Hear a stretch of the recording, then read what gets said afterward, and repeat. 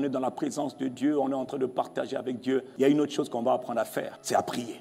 On adore, on adore, on adore. Mais à un moment donné, il faut engager. Il faut commencer à prier. Celui qui nous donne l'exemple, c'est Jésus le Christ. Un homme profond de la communion avec Dieu, mais toujours en train de prier. Jésus dit dans Luc chapitre 18, écoute mon frère, écoute ma sœur, 18 verset 1, passage que tu connais. Il leur adressa cette parabole pour leur montrer que les hommes doivent toujours prier. La version Louis II dit, il faut toujours prier, mais l'autre version en anglais dit, men are always to pray. Les hommes doivent toujours prier. Si toi tu es un homme, on parle de homme, la race humaine, les êtres humains doivent toujours prier et ne jamais se relâcher. Les hommes doivent toujours prier. Tu dois toujours prier. Oui, c'est l'appel pressant de Dieu pour l'Église. Toujours veut dire toujours. Il est écrit dans 1 Thessaloniciens 5, 17, priez, pas de temps en temps, priez sans cesse. Il doit prier le matin, il doit prier le midi, il doit prier le soir, il doit prier la nuit. Je répète, les hommes doivent toujours prier.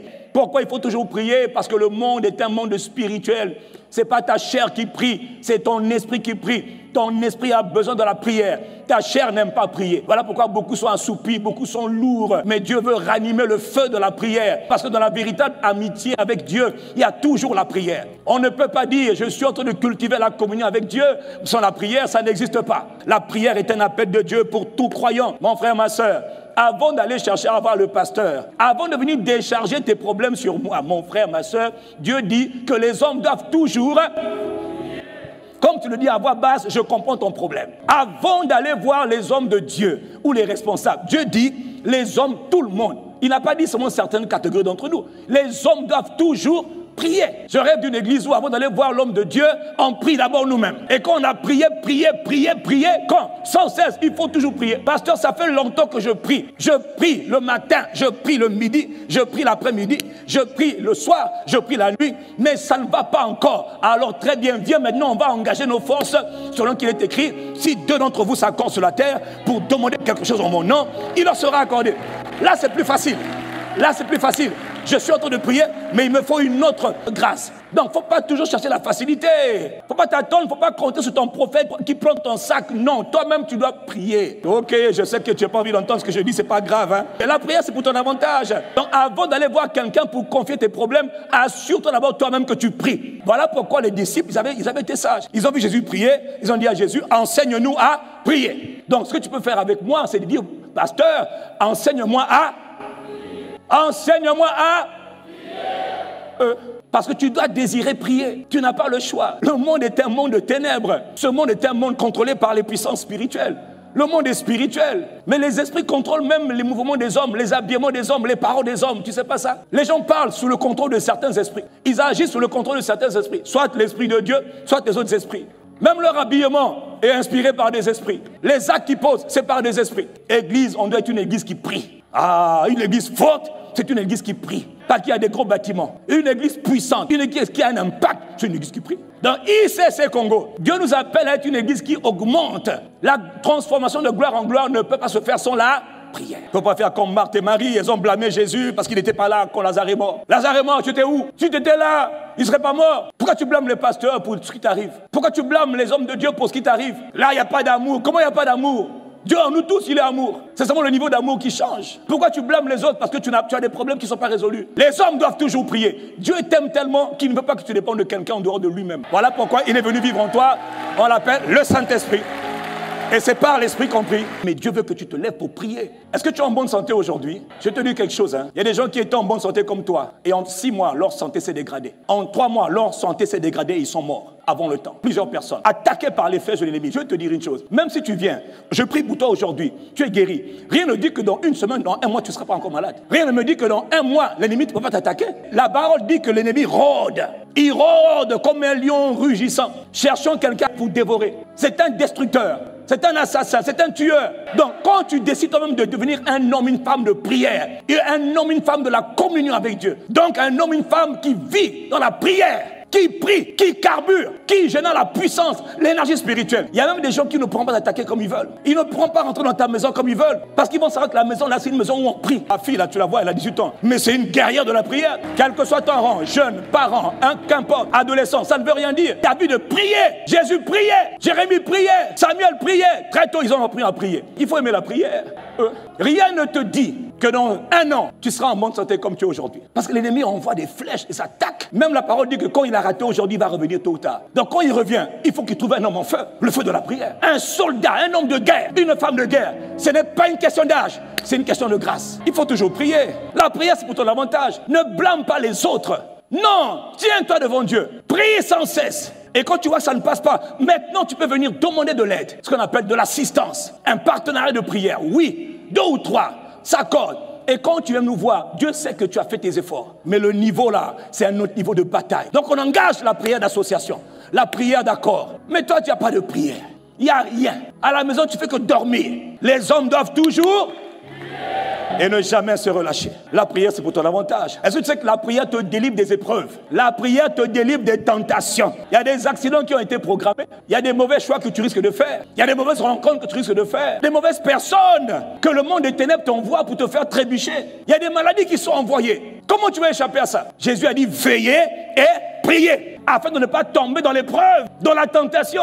Tout le monde est tenté, tout le monde. Mais tout le monde ne tombe pas. Ceux qui tombent, ils n'étaient pas vigilants. Ils ne priaient pas. Ou encore le niveau de prière n'était pas le bon. Est-ce que je suis en train de parler à quelqu'un ce matin? Dieu dit il faut prier pour ne pas tomber dans la tentation. Pour ne pas céder à la tentation. La réponse, c'est la prière. Si tu ne pries pas, je te le dis mon frère, dans 1 an, je te le dis sincèrement, tu vas te retrouver en train de monter au ciel trop tôt. Pourquoi? Mais oui, tu ne respectes pas la parole. La parole dit il faut prier. Je vais chercher le pasteur. Mais le pasteur ne sera pas toujours là. Mais le Saint-Esprit est toujours là. Et il est l'esprit de prière. Quand tu dis Saint-Esprit, je suis là. Embrasse-moi de ton feu. Le feu de la prière. Il dit, je n'attendais que cela.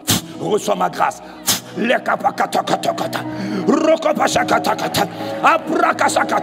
On t'entend prier là. Est-ce que tu es pasteur? Je n'ai pas besoin d'être pasteur. Mais j'ai besoin d'être un homme de prière.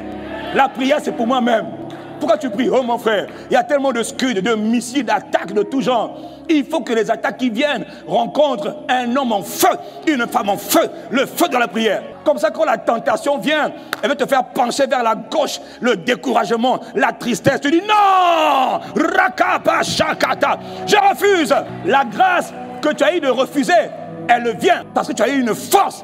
Tu dis non. Cette force-là est venue dans la prière. Cette énergie-là, cette puissance, cette capacité à dire non, elle ne vient pas du fait que tu buvais le thé ou tu suivais la télévision, mais que tu priais. La prière délivre. La prière, c'est le seul moyen pour détruire les œuvres du diable. On ne détruit pas les œuvres du diable en lisant la Bible. Non. On ne détruit pas les œuvres du diable en méditant les Écritures. Non. On médite les Écritures. On se nourrit de la parole. Sur la base de la parole qui nous est révélée, on engage maintenant la prière. Donc, quel que soit le niveau de compréhension des Écritures, ne néglige pas d'engager la prière sur la base de la compréhension des Écritures que tu as eues. Satan a des plans contre toi, contre ta famille, contre la ville, contre notre pays, le Congo.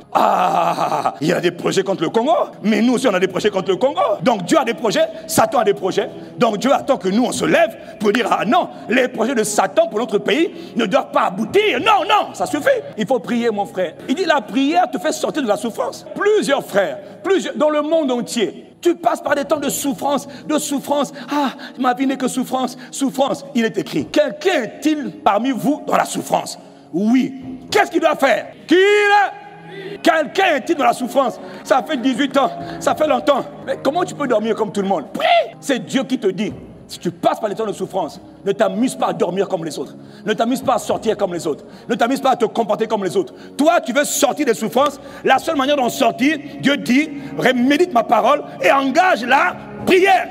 Est-ce que tu souffres dans un domaine ou dans un autre? Mais je suis victime de persécution dans mon travail. Prie. Mon boss ne m'aime pas. Prie. Mon mari ne m'aime plus. Mes enfants sont rebelles. Qu'est-ce qu'on fait? Qu'est-ce qu'on fait? Mon enfant est tombé malade, ça ne s'arrange pas. Alors, prie! Les hommes doivent toujours prier. Toujours prier. Il y a beaucoup de souffrances qui ne s'arrêtent pas parce que Dieu sait que le niveau de prière est trop bas ou que le nombre de prières qui est monté devant le trône à cause de la situation que tu vis est insuffisant. Dieu dit, ma fille, réveille-toi, prie. Je voulais aller étudier en France, on m'a refusé le visa, mais je sais que c'est la volonté de Dieu. Alors, prie. J'ai perdu mon travail de manière injuste. J'ai été victime d'injustice. Alors là, mon frère, lève-toi la nuit, minuit là. Engage la prière. Que l'injustice soit réparée et que Dieu fasse justice. Mais il faut prier.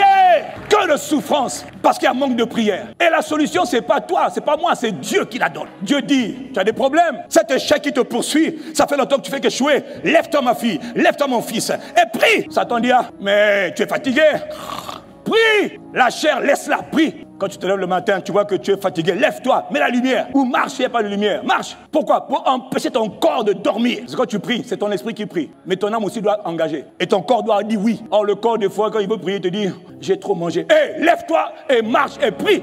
L'esprit est disposé. L'esprit veut prier. L'esprit doit prier. Si tu ne pries pas, tu vas rester dans la souffrance. Et même si je prie pour toi aujourd'hui, là, et que tu en es sorti, mais qui te dit que tu ne tomberas pas dans une autre souffrance? Voilà pourquoi le remède de Dieu pour toi, c'est Dieu. Tu dis, décharge-toi sur Dieu de tous tes soucis. Toi, tu dis, je dois avoir les pasteurs. Ok, mais ils pourront t'aider une fois, d'accord. Mais à la fin, la suite, c'est comment? Quand tu rentres chez toi, tu vas faire quoi? Prie. La prière augmente tes capacités spirituelles, on le sait. La prière te construit. La prière, quand tu pries en esprit, même quand tu pries en intelligence, qu'importe, tu pries, prie. En tout cas, mon but, c'est de te dire, mon frère, ma soeur, Dieu t'appelle à la prière. Et tu n'as pas le droit d'être assoupi. Et quand tu sens que tu es un peu assoupi, réveille-toi. Toi qui dors. Ça veut dire que des fois, on peut dormir. Mais réveille-toi. Non, ne dors pas, réveille-toi. Il faut aimer la prière. C'est pour notre avantage. Sans prière, le diable va nous manger, va nous massacrer, va nous détruire, va nous voler, va nous tuer. Il faut prier. La Bible dit dans Matthieu 13, pendant que les gens dormaient, l'ennemi vient et puis il se met quelque chose. Quand Satan opère des coups, là, c'est parce que quelque part, on a baissé la vigilance. À chaque fois que Satan fait un coup, c'est parce que quelque part, je vous le dis, nous avons baissé la vigilance. Tu es dans ta maison, un voleur vient. Et tu dormais tellement... Le voleur vient, il prend tes affaires. Tu sais pourquoi? Tu dormais tellement profondément que tu as perdu la vigilance. Or, lui te dit, veillez. Ça veut dire, soyez alerte. Donc, beaucoup de choses arrivent par le manque de vigilance. Veillez et priez.